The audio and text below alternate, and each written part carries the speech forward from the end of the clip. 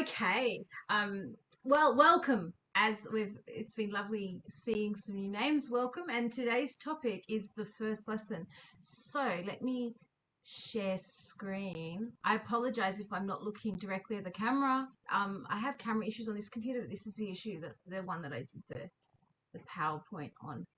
So, the to look at this topic, it's a little bit of an interesting topic in the sense that there's more than one idea on. There's so many different teaching philosophies, so I thought that the best way to approach this was to just look at what some different experts in inverted commas say about what their first lesson involves, and then I'll share my thoughts on that, and then I'll turn off the live stream and open it up for discussion. So um, the people that I'm going to be, oh, I don't think I covered everyone, or maybe I did. So these are the people that I want to look at. Just because I'm mentioning them doesn't mean I necessarily agree with their opinion.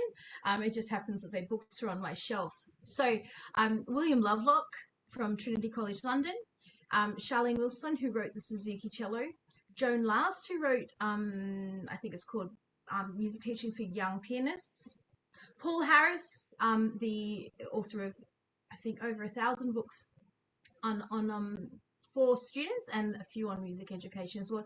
Leopold, that should say Leopold. I can fix that on the run. Leopold Auer, violinist from earlier in the century, and the Suzuki Concept, which was by a combination of authors. So first, so what does William Lovelock say? Oh wait, I can do fancy things, can't I? Here we go, fancy things. Okay, so what does William Lovelock say? So William Lovelock made the point that education is to train, it's not to push in a knowledge of facts. And you know how you're doing your job. There's something in the waiting room. Um, it's so often we get students who've learnt lots of facts, but they don't really understand what's going on. And in the A and B exams, they have a general knowledge section. Similar to what happens in the final question of the oral in ABRSM. And one of the things that would happen is that the examiner would say, well informed. In other words, look, you've memorized your stuff well, but it's pretty clear you don't actually understand what's going on. Now, William Lovelock says that it's important to remember that when a beginner comes to us, generally they have no background musical knowledge. So we can't start with assumed things. We can't assume that they understand up and down. We can't assume that they understand intervals or finger numbers or any or even the fact that there's 2 and 3 black notes. So never assume when they come that they have previous knowledge, even if they say that they have learnt before. We can't assume.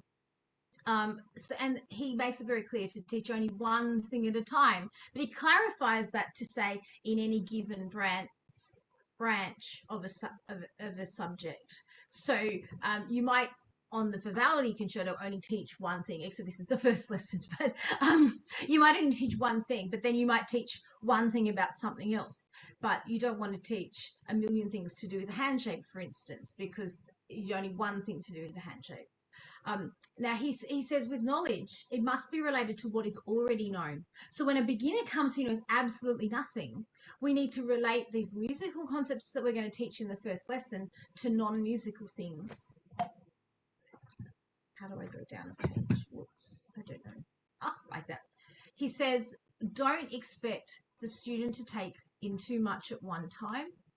And he used this expression. He says, festina lente. I've never heard the word festina, but he translated it as hasten slowly, and describes how important it is to make sure the foundation is strong, and that each point is understood before we progress to the next idea.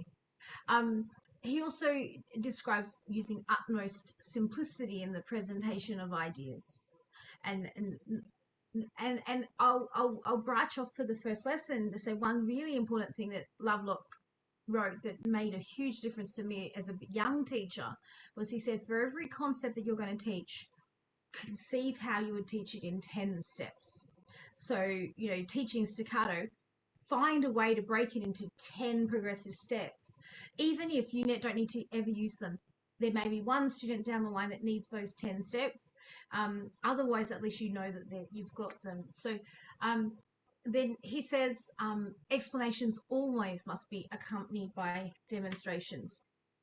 So he says in the first lesson that the personal relationship between the teacher and student should be nurtured, and that in this lesson you want to create the atmosphere that's going to infuse the rest of the teaching, and it needs to be an atmosphere of friendly cooperation as opposed to the authoritarian mode of actually Leopold Auer, who we will get to a bit later.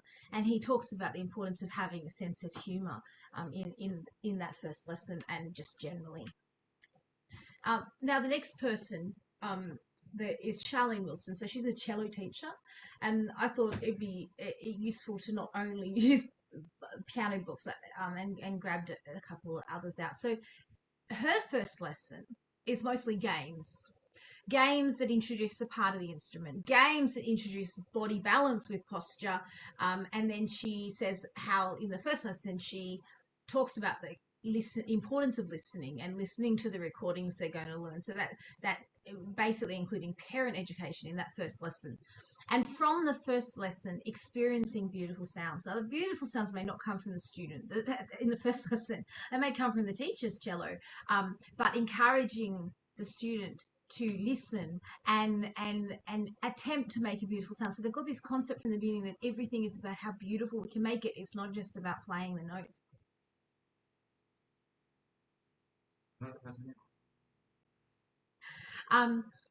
And then she talks about in that first lesson, she adds tape to the neck and tapes to the bow. So the tapes as in not the tapes as in the CD, but the tapes as in the lines and the ones on the bow, which set boundaries so that she can then introduce a rhythmic pattern on the D string. So that's her first lesson as on average. Okay, and then Joan Last. So she wrote the book called The Young Pianist. And about the first lesson, she says, some will arrive and they just need time to get to know you. For us, we live with a creek in the backyard. So often students will come and they just want to play in my backyard. And that's fine. For me, that's absolutely fine. It gives them a chance to get comfortable with the space that is my house and yard.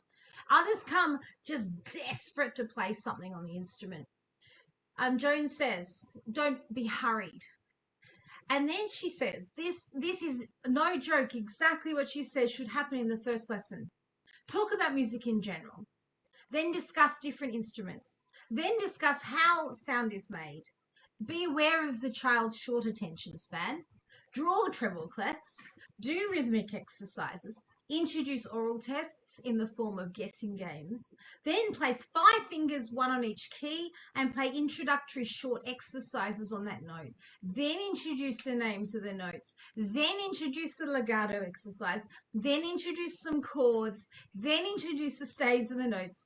Then introduce sight reading, and then teach a piece. Now, this is all what she said should happen in the first lesson. That was after saying some just need time to get to know you. So I will discuss this a little bit later, but firstly, I don't know how long the first lesson is to fit all this stuff in. That's my first question. And my second question is the child must leave the lesson absolutely exhausted and bombasted unless they're a little bit older and find being absolutely overloaded with new information exciting. I couldn't imagine anything more daunting than this first lesson. Paul Harris, this comes from his book. It was called Improve Your Teaching. I think there's 3 books in the series, and they actually, so I looked at all 3 of them. Improve the teaching of, I think it's group lessons, improve the teaching of beginners, and I think the other one's just called Improve Your Teaching. He says in the first lesson, get to know your pupil. Then do these 5 things, the 4 Ps and then 1 extra. So posture, pulse, phonology, personality, and then improvisation. So posture, introduce posture to the student for their instrument. Pulse, some clapping games.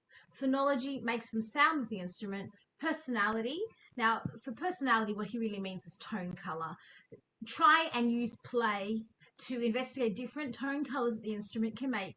And he mentions sleepy tones, angry tones, happy tones, and this sort of just using imagery, but experimenting on the instrument using imagery. And then improvisation. And for this, in the first lesson, he suggests encouraging some type of imagery directed composition. So maybe elephants on the piano and then fairies on the piano. But something that's, you'll notice that he hasn't, in this stage, said, teach them the names of the notes.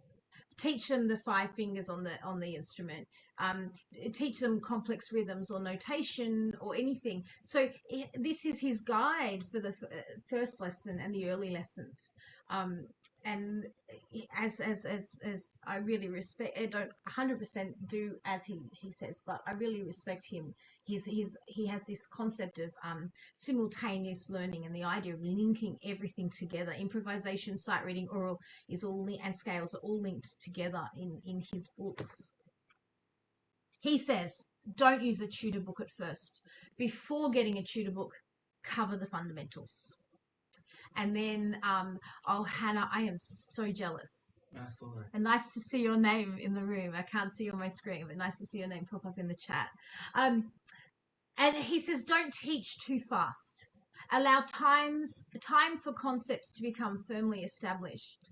And I was talking to Jackie Sharp, the author of Perfect Practice, and she talked about allowing time. When I was chatting to her this morning, and she's talking about allowing time for the student to have the new thing become part of them. And it's not only the student, because we were talking about ourselves, and we get a new skill and we give it time to grow within us. I was complaining about how my Spanish is not very good, and so that was, and it's exactly the problem. I haven't had the time in a year and a half to let it just grow inside me. The next one was Leopold Auer, and this is what he said about the first lesson. Learn how to hold the violin and stay on this skill until it is mastered, no matter how many lessons it takes. And for anybody who's seen Leopold Auer's curriculum, in a way it's quite hilarious. His whole first book is on bow exercises and no actual music. I think if anybody gets to the end of his book, they deserve to be a virtuoso, and many of his students did become virtuosos, but I think his books are very thorough, but a bit not necessarily motivational. So, but there's something to be said for what he's saying here, isn't there? You know, how many students do we see that have been told, oh, this is how you hold a violin. Now let's move on to note reading. Now let's move on to playing pieces. And they don't hold their violins well. And even in the higher grades, we go, oh my goodness, if you had that violin with a good bow hold, good firm on the string, nice horizontal playing, if this was all relaxed, you'd actually be able to do so much. But because those foundations weren't set, you actually can't achieve what's needed for the higher grades. So this, even if I disagree with him, it's a really good point. Stay on skills until they are mastered, in particular posture. Now, this is from a book called From the Suzuki Concept. And it mentions a few things about the first lesson. Talks about teaching posture. And then learning how to have the bow stopped stationary on the string. And I know that we've got Lewis here, and I can't see everyone else in the room to know how many violinists there are, but, you know, I find students often learn to play the violin and they put the bow on the string, they just go for it, and actually don't learn how to start and stop the bow. And so the suggestion in this book was just have a lesson where you're practicing having the bow on the string and not moving. So you're learning how to be stopped, not just how to go. And then she says, and then practice preparing to start the bow stroke, and then practice finishing the bow stroke, and that's the first lesson.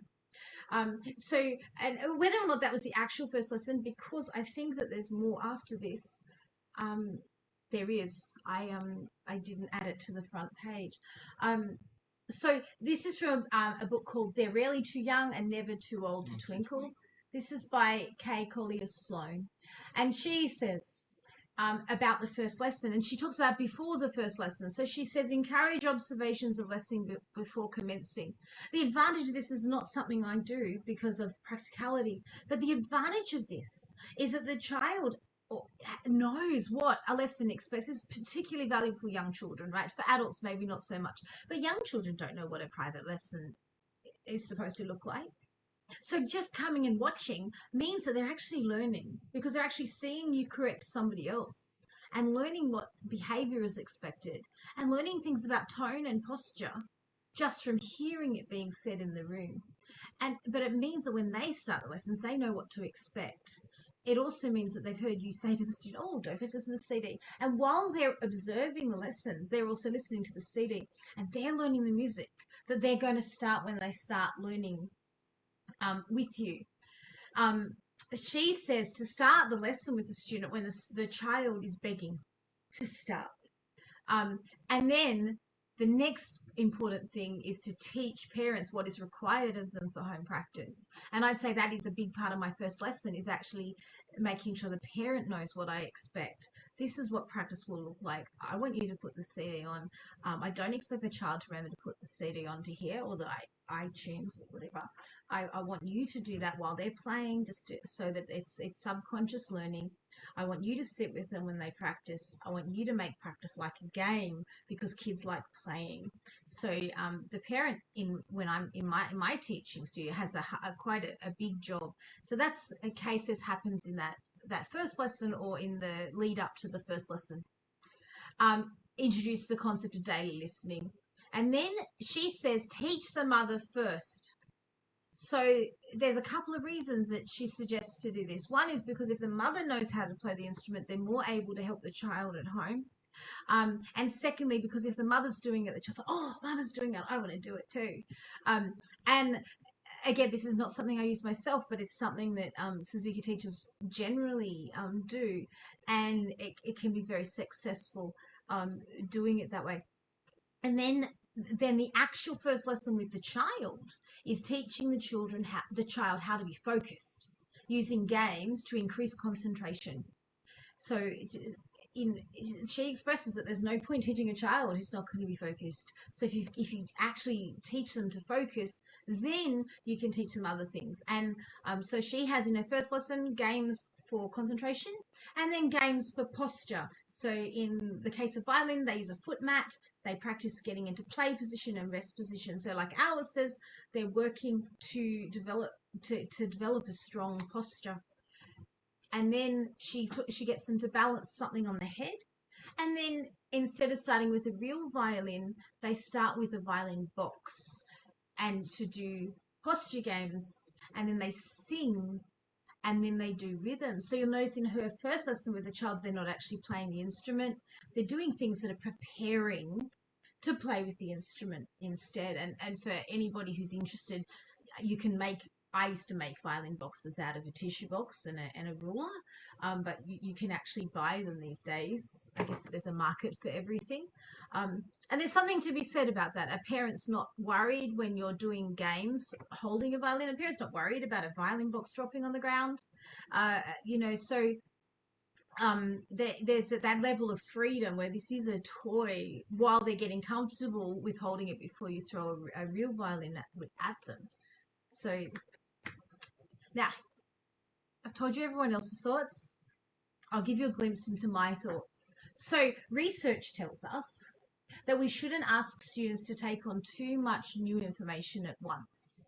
So a lesson like what Joan last suggested, introducing bar lines, time signs, note names, rhythm values, pulse, posture, finger numbers, notes on the instrument, that's really more than a new student can grasp. Now, that list came from one of the piano tutors on my shelf. So I've got Bastian Alfred's, John Thompson, and probably a couple of others. I can't remember which one I grabbed, but I grabbed what is introduced in the first lesson. There's an awful lot. These children that come are unlikely to understand the language of music yet. They need to understand the language before they understand what the notation means. And that's like me trying to teach you Chinese characters without teaching you how they're pronounced and what they mean. When we learn Chinese, we learn how to say words first before we're introduced to the character. When we learn our native tongue, we learn how to say them before we're introduced to the words. So that's my starting point. I'm not going to ask them to start reading music because they don't understand the language. Yet.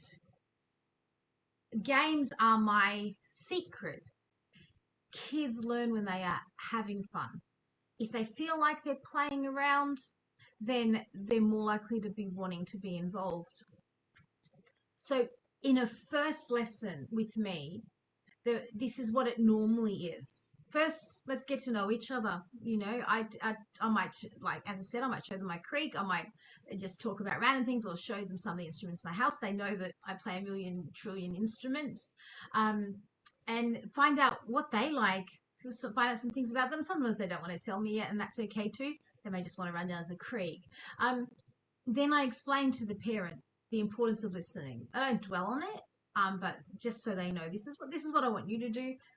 Then we'll do some sort of posture game. So posture is introduced. We might not talk about it in that terminology, but the same as Paul Harris says, start with posture, finding a balanced position on that instrument. And if that means for piano, having a footstool and a chair the right height, or for violin, having the right size violin, and playing games to get the posture right, or for flute, making sure that there's no twist by having games that they don't even realize to do with bringing the flute to the body and not twisting on the with the shoulder blade. Then there's some rhythm, so usually with some percussion that I have lying around. In particular, I teach them one rhythm. If they get it, I might teach them more, but if they don't, that's the only one we do. Da, da, da, da, dum, dum. So 4 semiquavers, 2 quavers. After they've played that rhythm on the percussion, I'll get them to play it on the instrument. For the piano, I put a sticker on C, not middle C, because I don't want them to do an angular deviation. I want a balanced posture, so high C with the thumb, with circle fingers. I don't want them to get a bad posture of fingers stretched out on the keys, because that's an unnatural grasp. I want a nice relaxed posture and only the thumb playing. If they can't do the rhythm yet, I do it for them and hold their hand. I need my guinea pig. This is my 3-year-old guinea pig, and I might be here holding this hand. Oh, it's not a very nice young child's hand. And I might hold it like this and dum on the piano, and might teach the parent to do that with the child too if they haven't got the kid hasn't got the rhythm yet themselves. So I encourage the parents to help them by doing that. The reason I do that is because I think, like what Joan said, they come to the lesson wanting to play. So I don't feel that I want them to leave the lesson without playing. Even if they need help playing, they're still playing. And they're only playing one note. They don't need to find it. They're not being asked to look for 2s and 3s. They're making a sound. They're learning the concept of a relaxed posture and a relaxed sitting position. And then to finish the lesson, I sing a finger number song. Now, the first lesson, I sing it. I don't ask them to sing it. I sing it and say, oh, do the actions with me. And so they're being exposed to finger numbers. They're not being tested. They're not being asked to recall it, because this is just being exposed to it. So that's my first lesson. Generally, 99% of the time. Every now and then there'll be a student who is able to get the rhythm straight away on the first note. I might introduce it on another note. I will use the names of the notes when I talk. We're going to play this rhythm on C, but I won't ask them to repeat it. I won't ask them to find C, because I'm only exposing them. I don't want to overload their brain. I don't want them to feel like they're going to be tested either, because that can create some sense of nervousness. I don't ask them to draw treble clefs. Treble clefs are a very fancy, complicated G, and the children who are usually starting lessons haven't even learnt for me, haven't learnt really to write. They're still struggling with printing. So I wouldn't ask them to make a complicated sort of fancy writing calligraphy G. So I wasn't supposed to do that. I think there was one more slide though. Oh no, it was just this point. So for woodwind, I do sort of the same thing. I do exactly the same thing for violin. Do some games holding the bow, do some games holding the violin, teach them a rhythm, help them play that rhythm on one string. For woodwind, I have a section on head joint games, and head joint games to teach harmonics without talking about it. Head joint games, spitting rice, to teach the tongue motion. games holding the instrument to develop posture, and games blowing the reed head joint that are just stupid, like similar to what Paul Harris says. How ugly a sound can you make? How loud a sound can you make? How soft a sound can you make? Those sort of things. I have imagery style names for them, but the concept is the same. We're just playing games. There's no stress. It's just a game. And they don't know when they're learning to blow 3 different notes on the flute head that they're actually preparing for high notes later on. They just think they're having a game, trying to see how many different sounds they can get out of the flute head. So for woodwind, actually don't always get to the whole instrument, but we always get to the head joint. So whether or not we actually hold the instrument in the first lesson is less likely in my studio. So that ends my PowerPoint. So I'll stop sharing, and I can't see any questions in the chat. So unless someone wants to ask the question on the live stream, I'll stop the live stream. This is your chance to be on live stream and be famous. Okay, I'll stop the live stream and then open the floor.